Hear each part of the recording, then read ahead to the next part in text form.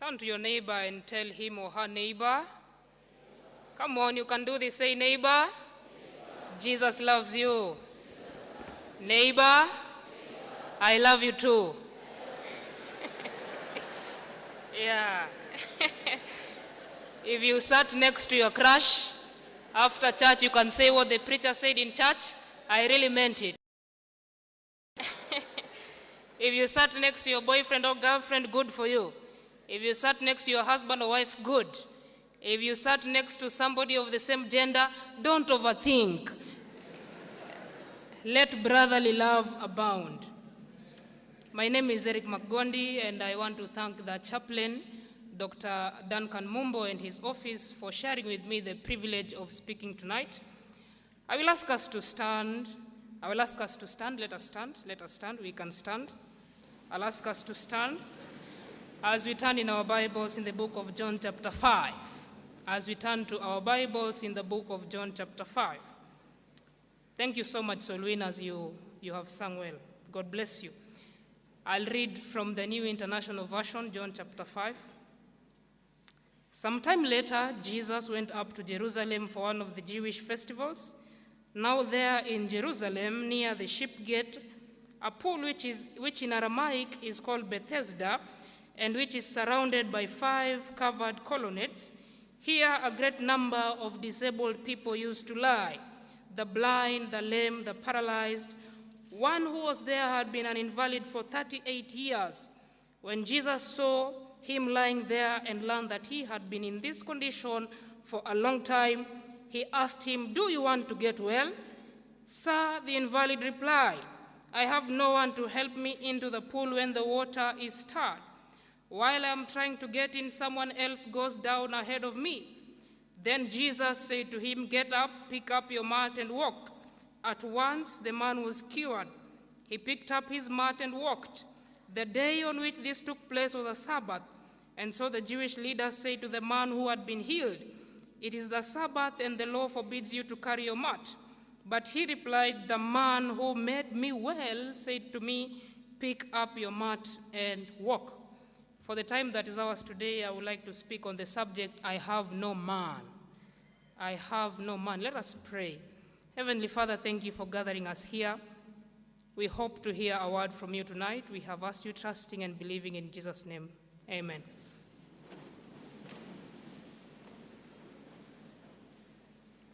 According to psychology today, loneliness is one of the contemporary problems, but it has a solution.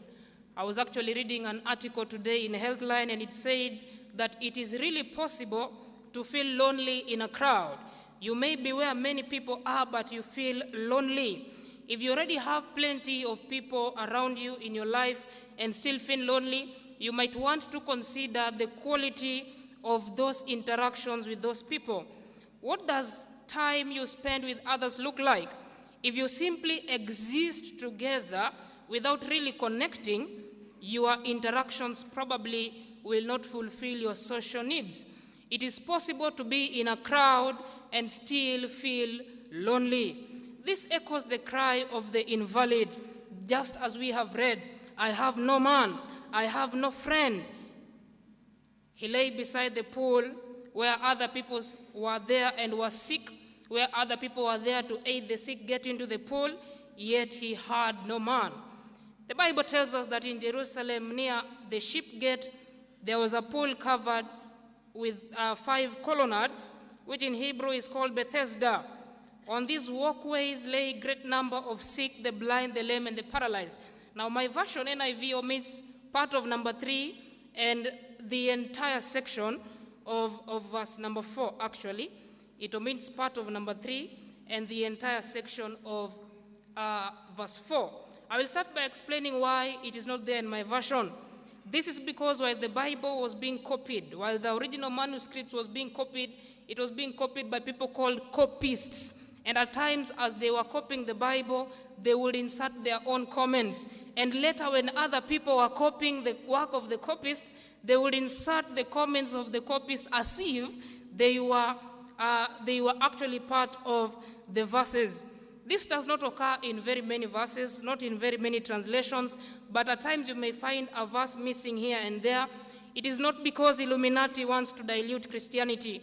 It is because as we keep doing archaeology, as we keep digging, we find more ancient manuscripts, and some of them lack these comments. But many a times you will find them at the very bottom of your Bible. For me, it's there. Let me read it for you so that you hear. Some manuscripts include here, wholly or in part paralyzed, and they waited for the moving of the waters. From time to time, an angel of the Lord will come down and stir up the waters. The first one into the pool after each disturbance will be cured of whatever disease they had. I have a problem with that comment. It was, in fact, a Jewish tradition that there's a time in which an angel would come and stir the water. Tradition means we believe it in as much as it may not be biblical. Now, Satan will love something like this. Forget not that he can actually perform miracles. He can actually move waters. A Christian author says how there was a stampede because it was the strongest, the fastest, the most schemy. This is the person who would make it to the pool first. And I thank God that his government does not operate on a first come, first served basis. God's government does not operate on who is strong. If God operated on a first come, first served basis, where would you have been? Would you have made it? There are people who have more money, who will buy many mansions in heaven, and you will lack a space. Others have better academic qualifications than you, and maybe they will make it ahead of you. Others come from very strong physical backgrounds. They will fight themselves into heaven. Some have maybe better clothing than the ones put on in your village. Maybe they will get into heaven first. I thank God that he does not operate on a first come, first served basis. His kingdom operates on grace, unmerited favor, favor that you do not deserve. If it was not for grace, I would have told God, surely I think you like tall men. Admit me in your kingdom. If it was not for grace, I would say, surely God, I know you love international communities like the international community of the Luo. Admit me in your kingdom. I will say, surely. I will say, surely. Surely, Jesus, you must love tall, dark, and handsome. Come on, Jesus. Don't you like tall, dark, and handsome? Admit me in your kingdom. I thank God for unmerited favor today. Favor I did not deserve. I may not have all the money in the world, but I'm blessed and highly favored because of grace. Grace is what levels the field so that the vice chancellor receives the same amount of grace as you do. The president receives the same grace as you do. I thank God for grace. Am I saying you should be lazy? No. Work hard, build an empire, be as successful as you can. But when you come to the house of the Lord, when you come to the kingdom of God, remember that it is grace that admits you here. Not health, not papers, not money. Grace, grace, God's grace, grace that is greater than all our sin. The tradition goes on to say that occasionally an angel will come down and stir the waters. And I was telling myself, what? Occasionally? You mean that is all we can get from heaven? Occasionally? I thank God for Paul who says, rejoice in the Lord always, and again I say rejoice. We can't be rejoicing always if the Lord is not doing something always. The Bible says it is of the Lord's mercies that we are not consumed. His mercies are new, not occasionally. His mercies are new every morning. You see, based on where you have rented your facility, based on where you live, you may be privileged to have a landlord or a landlady who is away from the country. The best thing that such a landlord can do is to send a caretaker. Not God. He is not a distant landlord. He is always with us. He always meddles in the affairs of men. And I like it so. You see, a Christian's life must always balance in between prayer and praise. A Christian's life must be prayer and praise. The Bible says, is anyone among you suffering? Let him pray. Is anyone among you grateful? Sing hymns. You are either saying, thank you, God. Praise be to you.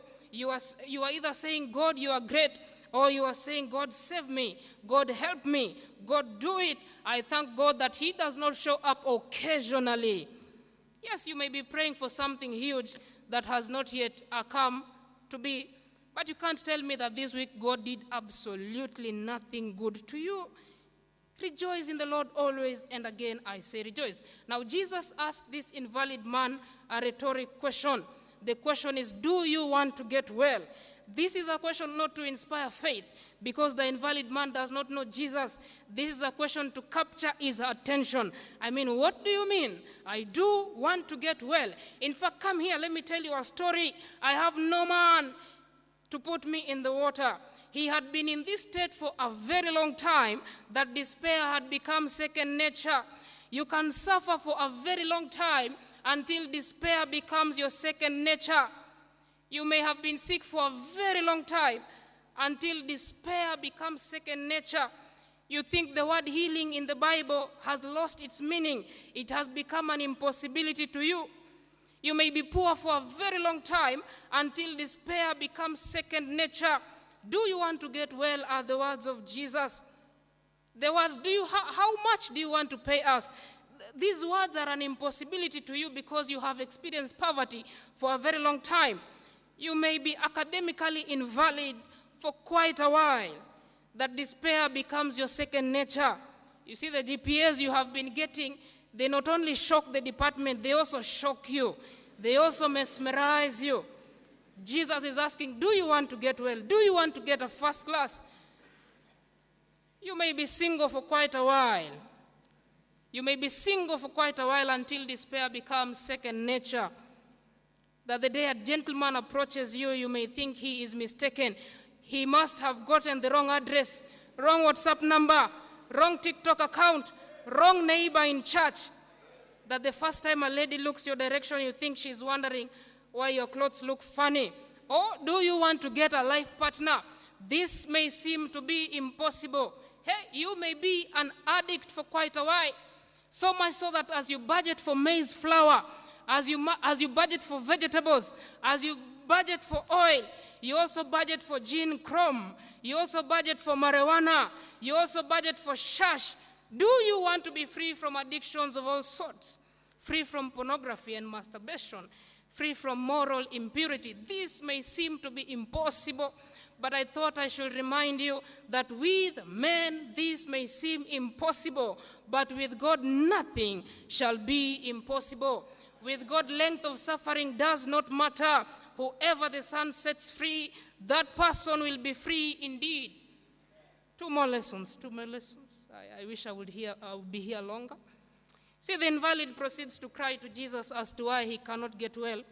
He says, I have no man. I have nobody. I have no man. And some statements in the Bible, they just make me go, I have no man. Yet the man of all men is standing beside him right now. He says, I have no man. And allow me pause here and say, at times you may be so up and close to Jesus and you may not realize it. You may be so close to Jesus and you fail to realize it. In fact, even sickness can draw you so far away from society to a point that you can say, I have no one. I'd just like to encourage you that should you be chronically ill, should you suffer an illness that will pull you away from society, Jesus will always be there for you. It's like the woman at the well talking to Jesus, and Jesus tells her, if only you knew who is talking to you right now, you would have asked of him and he would have given you ever-living, lasting water. It is very possible to be up and close to Jesus and not realize it.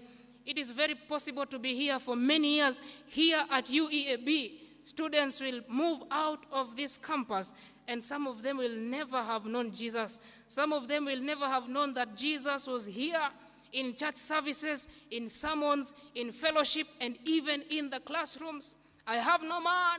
I have no friend to put me in the pool. Maybe it is you saying, I have no friend. I present to you Jesus, because there is not a friend like the lowly Jesus. No, not one. No, not one. No friend like him is so meek and lowly. No, not one. No, not one. Friends of Jesus, you are never alone. Even if life presses you so hard, like John, you are banished. You see, John was banished to an island called Patmos. He was banished there to suffer loneliness. And he could say, I was in the Spirit on the Lord's day. I was worshiping On the Lord's day, I heard a voice behind me, and turning around to see who it was talking to me, I saw the person who some years ago told us that he will never leave us or forsake us. There is no friend like the lowly Jesus. Oh, I am a sinner. My sins are so many. Behold the Lamb of God who takes away the sin of the world. Though your sin be as red as blood, though they be as dirty as whatever, he can clean you clean. He can wipe the slate clean.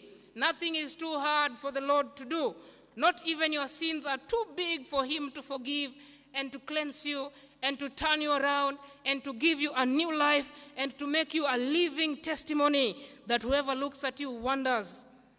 There is not a friend like the lowly Jesus. I beseech you today to come to him. You will never regret. Jesus gave a command. The Bible does not explain whether the miracle resulted in faith. The Bible does not show us whether the man believed the words of Jesus. The Bible just says immediately the man got up. Bible commentators are mixed on this. I am also mixed on this as well. How did this miracle happen? Jesus did not ask for faith. Jesus did not ask him to believe. Jesus didn't tell him, you know who I am. No, Jesus just said, get up, pick your mat, and get walking. And I came to realize that he who talked to the winds and the waves and told them, peace, be still, unintelligible things, things that are not intelligent. The winds and the waves obeyed his will. Why would arm muscles fail to obey with his will? Why will leg muscles fail to obey his will? Why will bone marrow fail to obey with his will? I came to see that all the commandments of Jesus are actually promises. When Jesus says, do not steal, he actually means he has all the resources in the world available to keep you from stealing. There is power in the words of Jesus. The last thing I'd like us to see is that this invalid man faces criticism from the religious leaders. Remember, this is a miracle that was done on the Sabbath day. He faces criticism from the very people who are always around him, yet he could say, I have no man. He, like the prodigal son, has come home, only to find an elder brother who has always been with the father. And the elder brother says, no, you are not treating me. Why must you give the prodigal son special treatment? I would love you to imagine that the church is the safest place on earth. But brace yourself, you are going to face criticism from some of these brethren, from those who have been here for quite a while. I would like to read these verses, John chapter 5, verse 10 and 11. So the Jews said to the man who had been healed, this is the Sabbath. It is unlawful for you to carry your mat. I love his response in verse 11. But he answered, the man who made me well told me, pick up your mat and walk. Thanks for acting quite concerned about me. But I haven't forgotten all these years you were just passing by me. But finally I have found a man who told me to pick up my mat and walk. I am going to obey that man. I am going to listen to that man. Hey, sometimes brothers will be bothered by your praise. Sometimes brethren will be bothered by your praise, your worship, your devotion to God, your kindness, your fruit of the Holy Spirit. Who do you think you are to sing that loud in church? Thank you for acting quite concerned. Thank you for working on behalf of Nema. But he who delivered me is the one who told me to praise him. It is a good thing to praise the Lord. Who do you think you are, all preaching and teaching the love of Jesus? Thank you so much for wanting to know my family tree. But he who saved me from the muck and the mire of sin and addiction, he is the one who told me, boy, preach for me. I didn't bring you from far only to get you this far. Preach the word. Who do you think you are? Thank you for your concern. Thank you for asking who I think I am. I really wish it was you who healed me. I really wish it was you who forgave me. But since it was not you, I would like you to know that he who healed me, he who forgave me, he who cleansed me from sin, he who brought me out of poverty, he who secured my education, it was Jesus who said to me, come and preach for me. Come and teach for me. Come and play the piano for me. Come and play in the band for me. Come and sing in the choir for me. Come and read the text for me. Come and pray for me. Come and do some announcements for me. Come and shout amen for me in the sanctuary. He gave me options of how to praise him. He told me, feel free. You can praise me with the harp. You can praise me with the flute. You can praise me with the cymbal. You can praise me with the dance. You can praise me with the clapping of hands. You can praise me with giving a testimony. That's why I will always testify. Anybody with a testimony, I have a testimony. Anybody with a testimony as we are wrapping up our Lord's table, I have a testimony. Who is this person to think he is always having or she is always having a testimony? He told me to testify. With raising of hands, with shouting hallelujah. He told me that so long as I have breath, I should praise him. Thank you for your concern. But it was he who told me to pick up my mat and to walk. Jesus tells this man, we didn't read this section. He finally finds him and tells him, you have been made well. Don't go back into sin unless something worse will come to you. While it is not all the time that we suffer, it is because of our own guilt. Most of the time we have a part to play when we are suffering. Sometimes we suffer just because we live in an evil world. But sometimes we also suffer because of our own consequences. And so Jesus says, don't keep on drinking liquor lest you catch a terrible liver disease. Don't keep on being loose or else you lose your womb.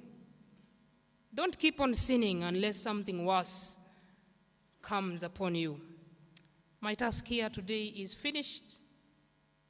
I will ask that if you are here and you are saying, I always want this company of this lowly friend called Jesus. Can I just see you by a show of hands? You are here and saying, I always want this company of this lowly friend called Jesus. Thank you so much. You can just rise on your feet so that we dedicate ourselves to God in prayer.